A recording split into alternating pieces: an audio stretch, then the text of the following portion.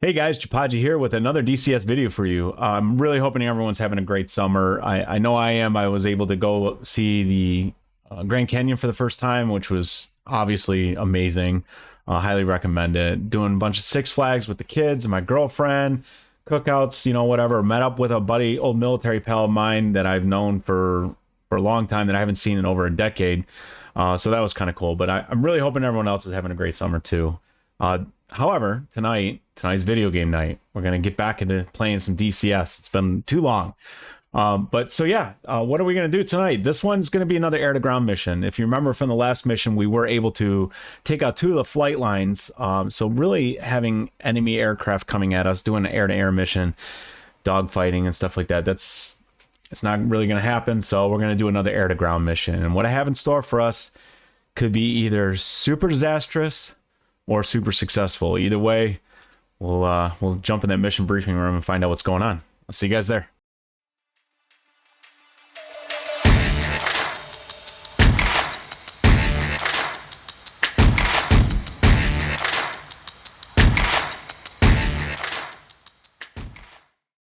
All right, guys, welcome back to the mission briefing room. Today is the mission briefing for turn 4. So let's get straight to it. SITREP is the same as it was, but just a quick refresher. Iran has declared war on the U.S. There is a lone carrier group in the Persian Gulf. That's us, right? And we got some Marine Expeditionary Force on the ground taking as many FOBs as they can. In the last turn, they did take FOB Sarik, which was the first control point that has a factory. So now we can build ground units, which is super. Okay, so as mentioned before, we can see the front lines did take FOB Sarik, so now that's ours. We can do all of that. That's kind of where we stand. We're going to continue pushing forward to FOB Konashar, or however you pronounce it. SAM threats the threats are unchanged, but we did purchase a SAM new battery, Patriot battery for our air defenses. Naval threats are unchanged. I don't think these ever change. I think they're pretty static unless I blow one of them up. So maybe this slide will go away in the future. Purchases to be delivered next turn minus the Patriot battery. I did purchase a Patriot battery. So in FOB Bandari Jask, there was some stuff there we didn't need anymore. I sold it to get more money, and I spent $300 million on a Patriot battery kind of close to FOB Sarik. So we'll have better air defenses around that area and kind of support that. Then we also got a new Hornet, 3 new Harriers, 2 Cobras, and now that we can, because we took the thing, we purchased 2 new tanks. Now remember, the airframes and the tanks will be delivered on the next turn. For naval assets, I cleaned up the slide a little bit. It was a lot to track, so we're just going to do asset tracking at this point. How many pilots do we have in each squadron, and how many airframes do we have, and the changes for each. So we got a bunch new ones from the purchases made in the previous turn. We lost one there, and then the purchases we're making this turn are in orange, so you know where those purchases are to be delivered. And then for the control point assets, same deal, but now we have FOB Sarik to track as well. So we're purchasing those 2 tanks. They'll be delivered to FOB Sarik. For the frontline operations, we're going breakthrough. The objective here is to move 35 kilometers. Now that those 2 flight lines at, where were they at? Bandar Abbas and Havadaria, with those 2 flight lines down for 4 turns, we're going to capitalize on this. And we're just going to try to push through and take as many FOBs as we can before enemy CAS starts coming in on us again, right? So there we got the breakthrough. We're going to focus on advancement over killing, which is great. So for the plan, this is what we got in store. We'll start from the bottom here.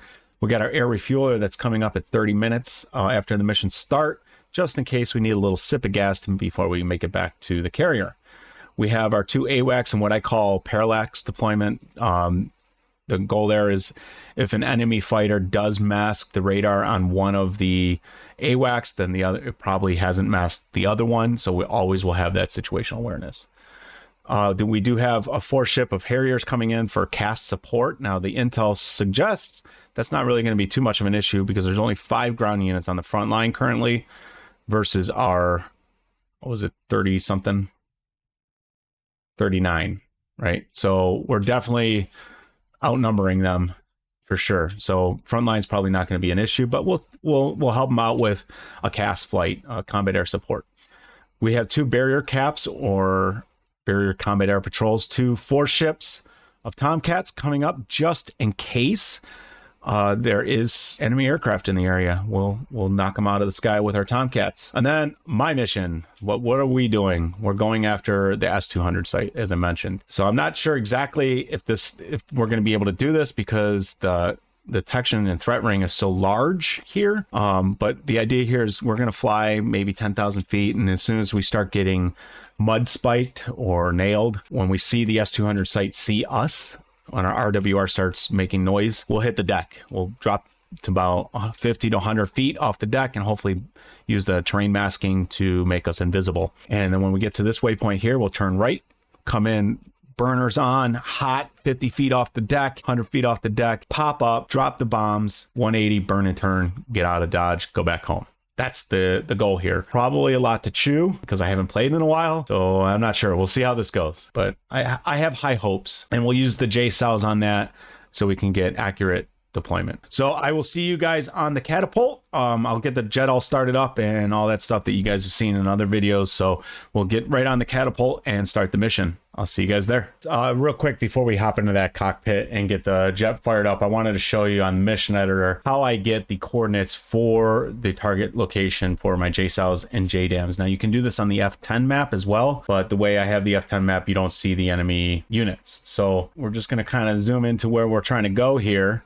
And assuming this is like satellite footage from or a U2, some intel has provided us this location, right? So by default, we can hover the mouse over here and say, okay, well, there's the lat and long down in this corner here of our target location. So we got degrees, minutes, and seconds of that particular target. And we come down here, you'll notice there's not really a difference between these two. So not very accurate in their coordinates. So you got to hold down the left alt and press Y, and now we have degrees, and we have something a little bit more accurate, and you can see it changes between the two locations, but we have degrees and decimal minutes. What we need is degrees, minutes, and decimal seconds.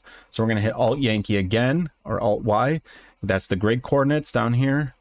Then over here is the X and Y coordinates that can be used for like creating triggers and stuff like that in the mission editor. And then over here, we got degrees, minutes, and decimal seconds. That's what we're looking for. That's what the JSOWs need.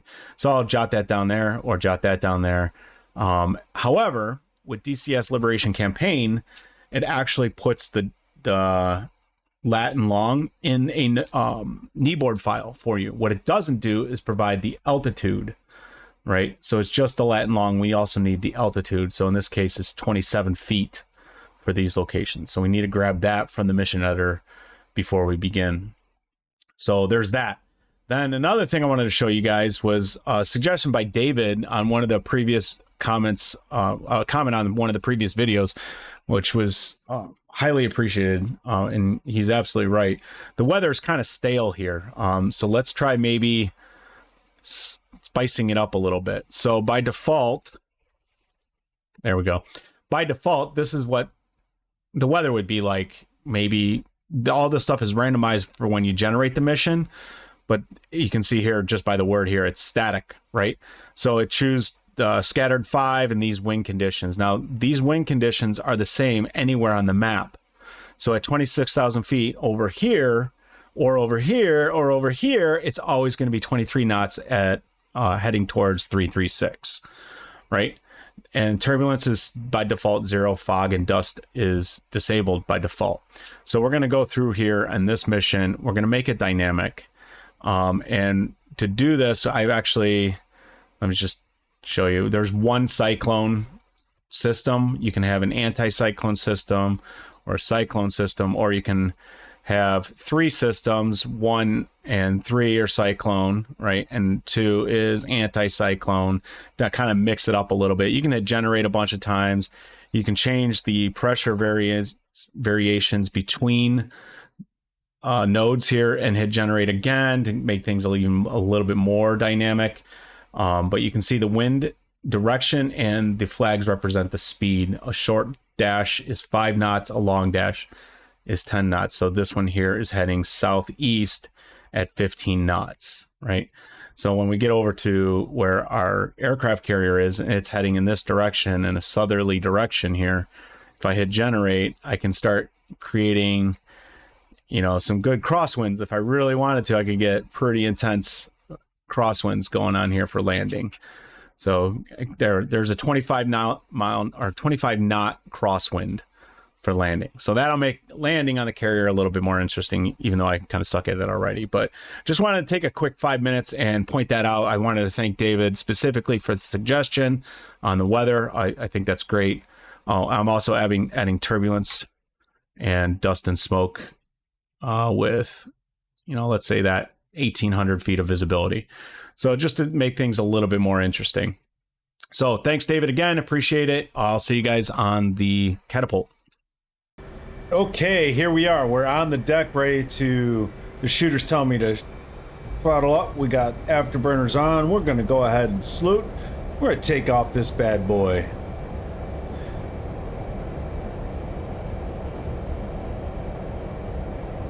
Here we go. All right, gear up, flaps up, crosswinds enabled. Holy hell, that crosswind is tough. You can see, let me just turn my ECM up to receive here real quick. You can see if I cage and uncage the velocity vector difference there. Let me kind of come off to the right here a little bit. So you can see this is what the actual velocity vector is showing. If I cage that, that puts that right in the center, and you can kind of start to make out where the actual is over here based on the wind. So I'm going to have to cage this for a little bit so I can keep that velocity vector right in the center of my HUD here. In the meantime, master arm to arm, so if we need to drop safe. Oh, and come off burners. Holy hell. Let me throw these up for you here. So we're at mill power here. All right, so banking off to waypoint 1 and about 5 degrees nose up. As we come in, we'll go to air to ground. Change our right DDI to the SA page. Our scale to 160 for now, because we're quite a ways away. We're going to start aligning our JSOWs by clicking that button there. And you'll see the alignment going down. For now, that's all I care about. More concerned about navigating. Aviate, navigate, communicate, right? And it's somewhere in there, blow shit up. Okay, so we're coming up into our waypoint ticker there, and we'll stop turning. So again, you can kind of see how the velocity vector is off center. That's representing the wind. So if I cage... Oh, I can't because I'm in combat mode. 1-1, airborne. Alright, so our AWACS is up. So let me show you that knee board. I gotta move my... I'm gonna pause my track IR here too. If you hold down the K key, you'll have your knee board come up. If you hold down right shift and K, it'll come up and stay up. And then you can use the right and left brackets to kind of change pages. So this here is a page that's built in by DCS Liberation. It kind of tells you your whole CVN operations that you're going to need, right? This is something I created that I'll be using for some of my F-18 basics. And then this is something I download. I'm going to turn down that RWR a little bit here. That's just our boats, our carrier group there, pinging stuff. So this I downloaded. I'll have to get the credits to whoever made this because it's fantastic. But if you look up F-18 knee boards for DCS, you can find it. It's super great. It tells you all the different stuff you need up to how to do a case 3 recovery, case 2, case 1, LSO grades, RWR threats, so on and so forth. This starts what looks like it's made in a notepad file. It's super great. And that's still loud for me. Let me turn that down even further. I don't want it off though. Okay, so this is made by DCS Liberation Campaign. It tells you where all your waypoints are, your departure and arrival, planned departure and planned arrival, and the information you need to communicate and navigate to them. What your bingo should be set to. Your Joker, 7200. The difference between bingo and Joker is bingo is no shit, get home. Joker's like, hey, you should probably go home. That's how I think of it anyway. And then if we go over a page, we can see the more information about Overlord, which is and Magic, which are 2 AWACS. So if I want to listen to Overlord, I go to COM2 channel 2, Magic COM2 channel 3. So if we move over to COM2 channel 3, now we're listening to Magic instead of Overlord. I like Overlord better. It sounds cooler, so we're going to listen to them. Oop, went a little too far. Some other cool stuff. Then this is what I wanted to show you.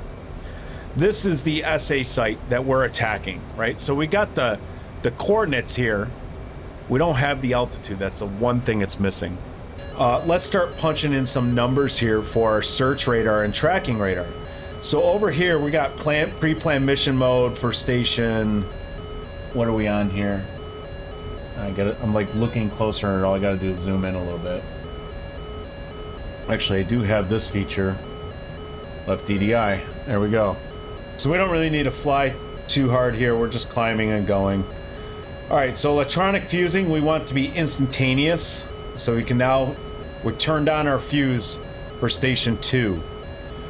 If we step and go to station 8, or maybe this is 2 and this is 8, it tells me somewhere.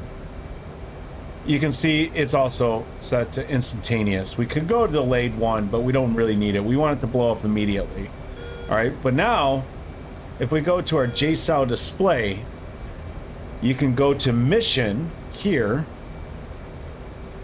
and we have station 2, and we can hit the step key over here and go to station 8. Let's go station 2, which is on the left side. We'll have station 2 go for the searching radar. Station 8 go for the tracking radar. Same mission, pre-planned mission 1, so it's same target for both bombs on each station. Remember, we have 2 bombs on station 2 and 2 bombs on station 8. So either way, we're gonna do this. So to do this, we're gonna kind of come off here, track IR on, track IR reset, zoom in, and pause. All right, so as we're flying into the waypoint here, which is 14 miles away, let's just kind of go to our HSI and go to auto 1, and for our UFC we're going to choose autopilot couple. So now we're going to fly to waypoint 1, and it'll automatically take us to waypoint 2. So the plane will fly itself basically at this point. All right, so back to our stores page. We're going to go into JSOW display mission, and this is where we're at. So we're going to go into target UFC right here. We're going to need to know the elevation. This is not in here. This is where we would need to get that from the mission editor. But both are at 27 feet. So we're going to hit feet and go 27 and hit enter. Right now you can see station 2 pre-planned mission 1 is 27 feet. Right? You go back into target UFC. We're going to choose position, latitude, northing. So station 2 will be the search radar. We're going to just put in this information, and I'm going to use my Stream Deck to do this. But so northing is 2632.44. Then we're going to hit enter, and then the decimal is going to be 21. Enter. Then we're going to say longitude 53 54.44. Oh, I screwed that up, so we're going to clear it. Easting first, so we're going to push number 6 for the E for easting, and we're going to say 53 54.44. Enter, and the decimal is 07. Enter. Done. That's it for station 2. We're ready to drop that bomb. We don't have an X here. It's all happy. We're going to step over to station 8, and we're going to do the same thing. Latitude is northing, but in this case we're doing the tracking radar. It's 2633 or 32, right? So 26, I lost my place, 32.44, decimal 86, enter. Longitude is easting, 53, 54, 44, enter. For the decimal is 06, enter. So we got the Latin long, and now we need the elevation. In feet was 27. And now that's unboxed, that's unxed rather, right? So both stations, you know, so all we gotta do is step, and we'll have the two different targets. So when we pop up, I'm gonna have station 2 selected. I'm gonna pop up. When we're in range, I'm gonna drop the bomb. Then I'm gonna hit the step button, wait, make sure we're in range for this new target, and drop the bomb again, and get the hell out of Dodge. Drop a bunch of chaff, whatever we gotta do, right?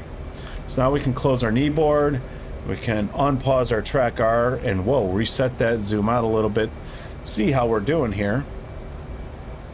Waypoint 2 is 100 miles away. We're 24,000 feet. We're heading straight towards waypoint 2, which based on this is our turning point, which is great. We're still in air-to-ground mode. Our master arm is safe. And at this point, we're just navigating now, aviating and navigating. So not a lot of communication to happen here. I'll probably see what I can do in post and fast forward some of this part here. And because we're kind of getting like pretty darn close to the center of that thing, I think we should drop altitude. There it is. Okay, we're going.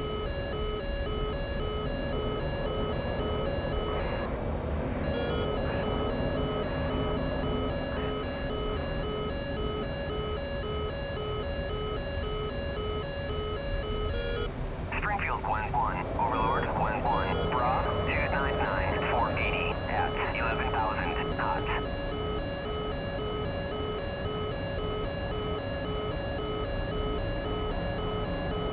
Altitude. So notice I didn't go full burners here because I do want to save some gas. But we are going to get low here. Okay, looks like 500 feet, 200 feet. That's good. All right, so now we're going to head back to... We're still going towards waypoint 2, as you can see here. You can see the two exterior tanks here are empty. So what we're going to do is we're going to select the left inner and the right inner over here. Move this over to stores and then punch it off. So to show that on the stores page, you can see the left inner and the right inner have fuel. Punch them off. They no longer exist. Go back in the safe and uncheck those over there. So now we're a little bit more streamlined. We're coming off of waypoint 2 a little bit here, so back to aviating and navigating.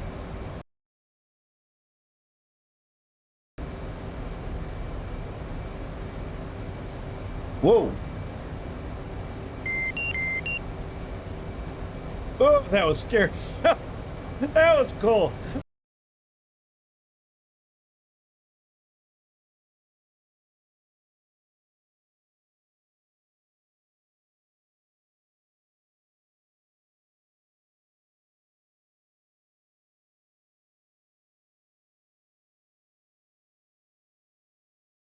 Okay, so we are 1 minute away from waypoint 2 here. We do have a home fuel alarm here. We're gonna turn that off to leave that alone. That's annoying. All right, back to the SA page. So we're about 40 seconds away from waypoint 1, and we're gonna turn into our waypoint 2, turning into target here. So reviewing what we're gonna do, we're gonna stay low and fast. We're gonna pop up at about 10 seconds, 15 seconds to target maximum range. The closer we are, the more likely we are to go undetected, but we're not gonna have a lot of time to react. So I'm thinking 15 to 10 seconds, we'll pop up, drop our bombs, try to get around, do a 180 and come back in. So here we go. All right, so we're 1.5 miles. I think we're close enough to waypoint 2. We're gonna go to waypoint. Rob, 053440 at 35,000. We're gonna just follow the target path here, right? So if let me get this waypoint. All right, so let me turn in.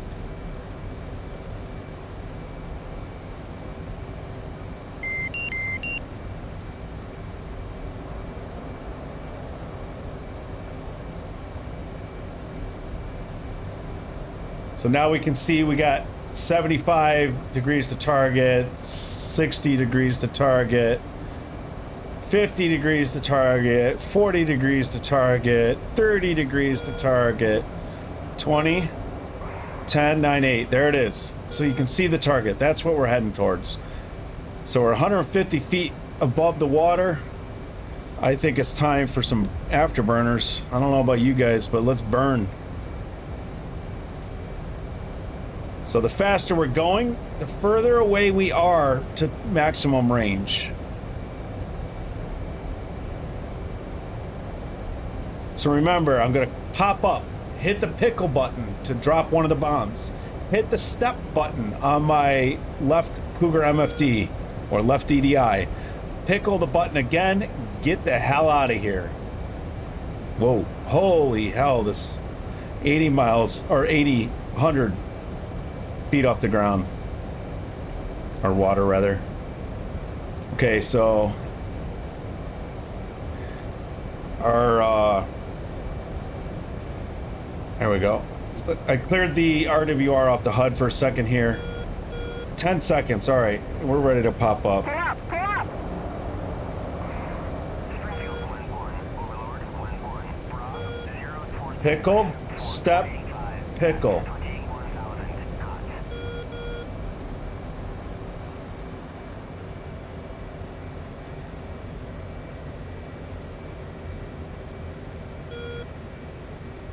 Why am I not getting targeted?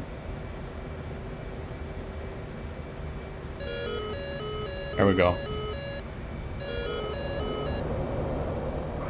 I don't know if I dropped anything. I don't. Okay, I definitely did because the plane is not acting like I was expecting it to. But I noticed the step button's not working. So I'm gonna go back over to my stores page. I did not. I didn't step. Altitude. So unfortunately, we're gonna have to re-engage. That's why this plane's acting a little funky, because the bomb's on the right wing.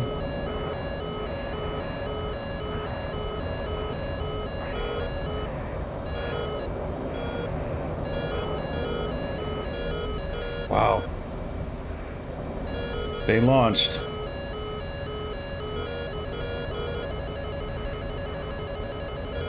Roll left, roll left. Oh my gosh. Get down, get down, get Pull down. up, pull up. This is not easy to fly when you're not trimmed.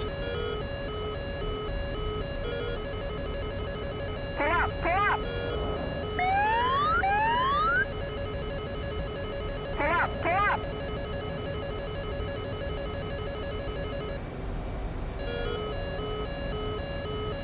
Okay, we got something. I think that's the search radar.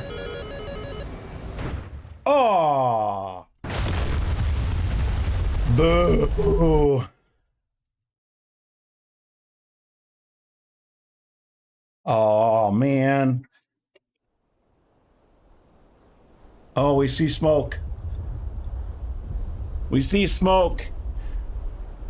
I did not hit the step button. I must have messed up. Oh, after all of that. What do we do, though? Ooh, I think we got them both. Oh, hey now. Hey now.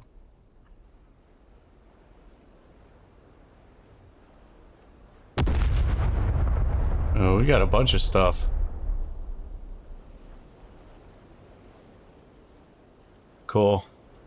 So one bomb took out all three of those. That's good to know. I mean, I didn't have to turn back in. Son of a bitch. I could have survived this mission. So these guys are dead in the water. They're not going to do anything. That one looked like it was ready to launch, but it didn't. Same with that one. I don't know what got me. Not great though. That's our AWACS.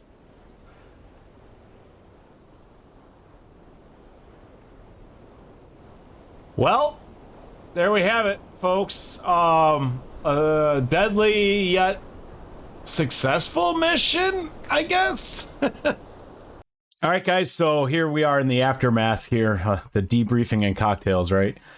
So let's take a look. Obviously, we saw that these are dead, and they are. So we got our SA search radar and tracking radar are both dead, and whatever this truck is. Now the launchers themselves may have some limited launch capabilities if you get close enough, but the search radar and tracking radar are gone. And I mean, the threat ring is still there. So let's check out the front line. Ooh, we moved that up quite a bit. Nice. That was like from down here to there, which is great. Fob Sarik has 35. Oh, so only 15 can be deployed out of this site. So only 15 at any given time. So we're getting low. We lost what, four ground units on that one. All right, and then Bob Konashar has no ground units. Awesome. Which is 62 ground units en route. That's not good. Where are they coming from? Oh, there they are. Okay, so here's the departing convoy from Havadaria to Bandar Abbas is how that's working. So if we look at Havadaria departing convoys, you can see these are all... Ooh, I didn't know we could attack these. Okay, so foreshadowing, that's probably going to be the next mission. That's going to be tough, though, with the... What's the anti-aircraft looking like? Oh, there's no... Yeah, I think if we can thread the needle in here and then get into this area, we can just try to stay out of these threat rings, and we can bomb those trucks. We'll see how that works. I haven't done that before. That'll be interesting. But we definitely want to thin the crowd out because they're going to be at Bandar Abbas. Then from Bandar Abbas go to Fob Konashar. So we want to thin that out before they're actually used and on our front lines. And if we only can do 15 out of Sarik and they can do 51, that's we're going to be constantly outnumbered. That's going to be a tough base to get. So we're going to want to get Konashar there. So yeah, looks like we did pretty good. I mean, obviously we got a KIA and some embarrassment from a YouTube channel. But either way, I appreciate the likes and comments and the view times. Honestly, like I really enjoy making these videos. I know I don't do them often. It's a ton of fun, and knowing you guys are watching them and leaving the comments, it's truly awesome. And I appreciate all of them. And thanks for the suggestions and the critiques, and I'll take them all into consideration, and we'll make this channel together. So thanks everyone. I appreciate it. Like the video if you liked it, and leave a comment if you want to see something different.